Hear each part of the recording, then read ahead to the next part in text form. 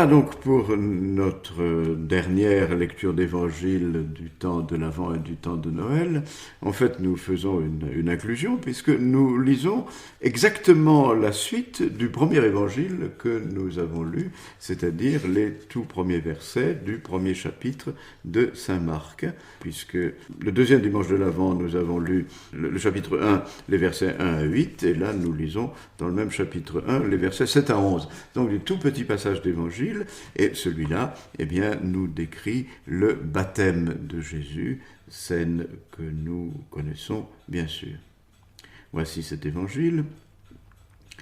En ce temps-là, Jean le Baptiste proclamait « Voici venir derrière moi celui qui est plus fort que moi.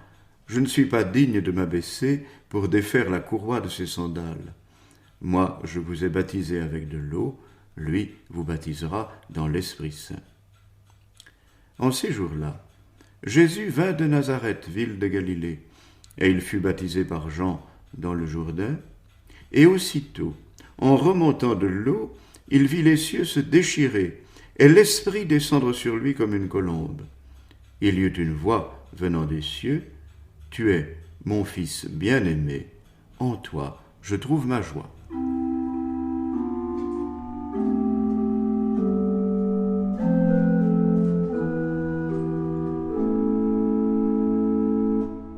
La scène du baptême de Jésus est un passage d'évangile qui est commun à absolument tous les évangiles et qui se répète exactement dans les mêmes termes dans les trois évangiles que l'on appelle synoptiques, c'est-à-dire Matthieu, Marc et Luc.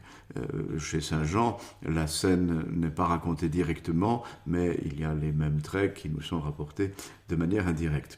Quand on prend ce qu'on appelle une synopse, c'est-à-dire ces livres qui permettent de mettre en colonne parallèle les passages ressemblant des évangiles, on s'aperçoit en effet que c'est presque mot pour mot que les évangélistes nous ont rapporté le baptême de Jésus.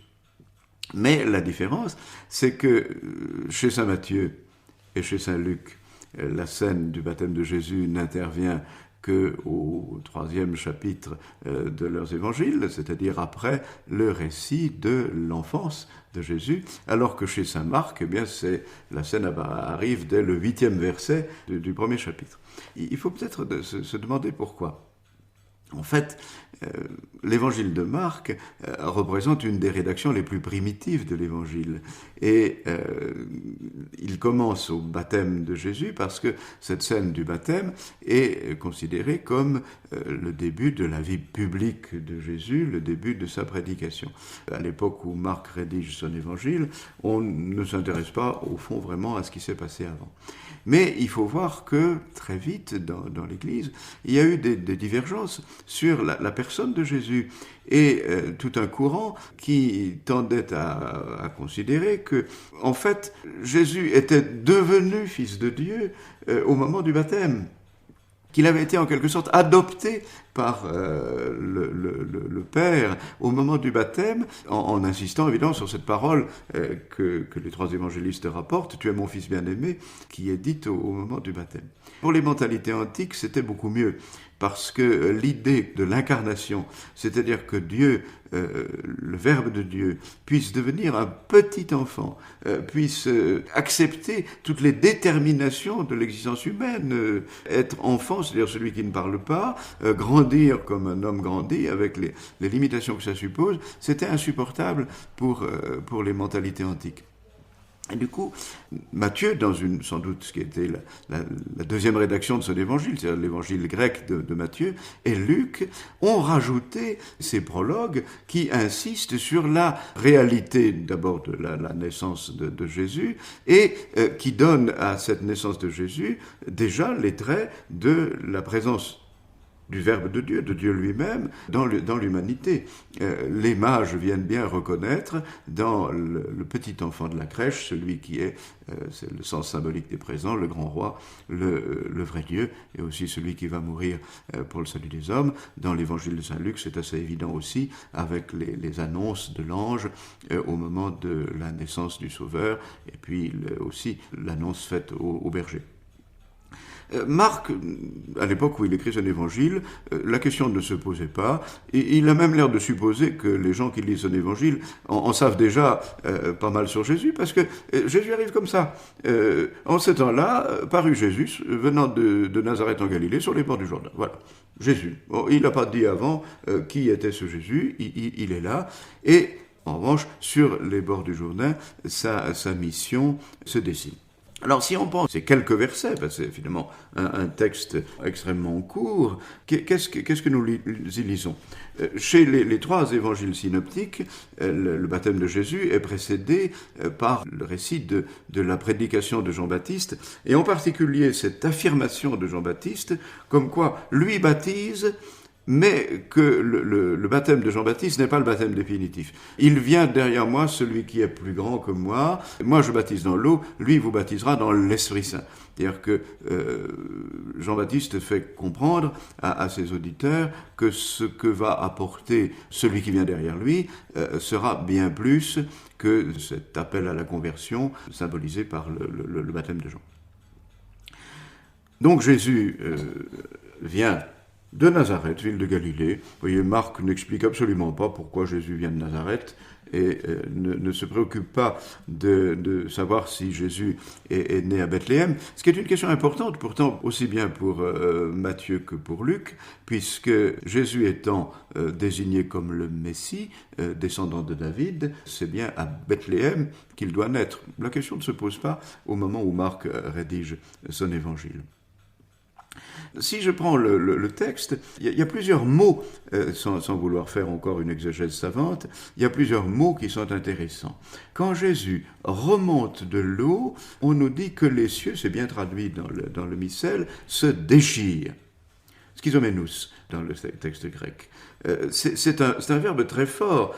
C'est le même verbe qui est employé dans l'Évangile quand le grand prêtre déchire ses vêtements parce qu'il pense que Jésus a blasphémé, et aussi à la mort de Jésus quand le rideau du temple se déchire du haut en bas.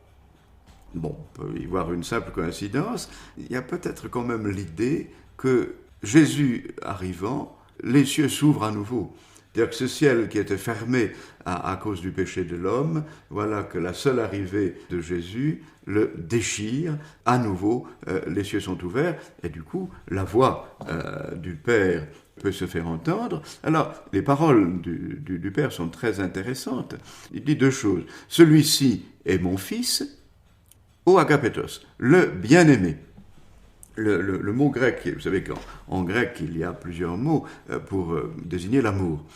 Il y a le terme de l'amour passion physique qui est éros, et il y a le terme qui est plutôt de l'amour d'amitié qui est philia, et puis agapé qui est l'amour oblatif, l'amour gratuit, l'amour donné. C'est bien ce terme-là que d'ailleurs le latin traduit par caritas, la charité, qui désigne l'amour inconditionnel et l'amour totalement gratuit. C'est intéressant de voir que c'est ce mot-là, qu'on retrouvera bien sûr tout au long du Nouveau Testament, qui est employé par l'évangéliste pour parler de Jésus comme le Fils bien-aimé, comme le Fils aimé de Dieu. Alors, c'est la suite qui peut porter à discussion. Le texte grec, le mot, en fait, c'est une forme verbale, mais derrière cette forme verbale, il y a un mot que l'on a déjà rencontré dans notre récit évangélique, eudokia, c'est la même racine grecque, le même mot que lorsque les anges, dans la nuit de Bethléem, disent « Gloire à Dieu dans les cieux et paix sur la terre aux hommes de », si on traduit littéralement, la bienveillance. Et je vous avais déjà fait remarquer, quand on parlait de l'évangile de la Nativité, qu'il y avait une hésitation sur la traduction, parce que si on dit aux hommes de bienveillance, eh bien on traduit la traduction qui est celle du latin, du Gloria, les hommes de bonne volonté, ou si on traduit les hommes de la bienveillance de Dieu, c'est les hommes que Dieu aime.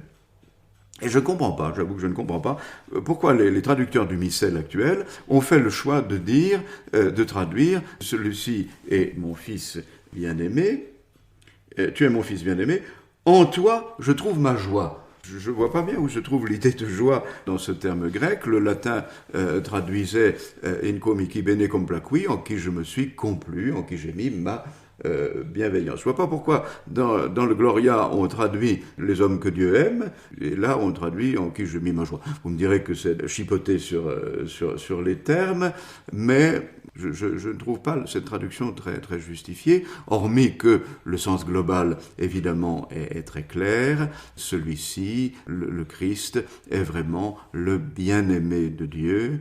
C'est un peu du mystère trinitaire qui est entrouvert comme les cieux dans cet évangile, parce qu'on lit l'amour infini que le Père porte au Fils, on comprend la réciprocité, l'amour infini que le Fils porte au Père, et le lien de cet amour, c'est justement l'Esprit Saint qui vient sous l'apparence sensible d'une colombe. Donc, mystère trinitaire qui est révélé, mystère trinitaire qui va, à partir de là, se communiquer aux hommes. C'est en ce sens-là aussi que les cieux sont déchirés, que les cieux sont ouverts. Pourquoi Jésus est baptisé ? La question est celle-là. Le baptême de Jean est un baptême de pénitence pour le pardon des péchés. Ce n'est pas du tout le cas de Jésus. Et tous les pères de l'Église diront, en fait, c'est pas Jésus qui est baptisé, c'est nous qui sommes baptisés en lui. C'est-à-dire que, en fait, à travers cette scène du baptême de Jésus, c'est l'humanité qu'il est venu assumer, qui entend la parole du Père, qui vient dire à tout homme, tu es mon enfant bien-aimé, en toi j'ai mis toute ma bienveillance, tout mon amour. Et Jésus n'a pas besoin de recevoir l'Esprit. C'est en ce sens-là que les hérétiques des premiers siècles qui pensaient que finalement l'adoption divine de Jésus commençait au baptême se trompaient. Jésus est bien entendu tout rempli d'Esprit Saint dès sa conception, c'est ce que nous dit l'évangile de Luc, mais c'est nous qui recevons l'Esprit à travers lui. C'est notre humanité qui est baignée en quelque sorte de l'Esprit, et c'est en ce sens-là aussi que se réalise la parole de Jean-Baptiste. Lui, Jean-Baptiste, ne baptise que dans l'eau, tandis que celui-là, Jésus, baptise dans l'Esprit Saint, parce qu'il va communiquer à l'humanité tout entière la plénitude de l'Esprit à travers le geste sacramentel, bien sûr, du baptême de l'eau. Donc, fête du baptême du Seigneur, qui en réalité nous renvoie chaque croyant à son propre baptême, dans laquelle les mêmes choses s'accomplissent, les cieux s'ouvrent, la voix du Père se fait entendre pour dire à chacun de nous, toi tu es mon enfant bien-aimé, mon fils, ma fille bien-aimée, en toi je mets tout mon amour, et sur toi repose désormais mon esprit.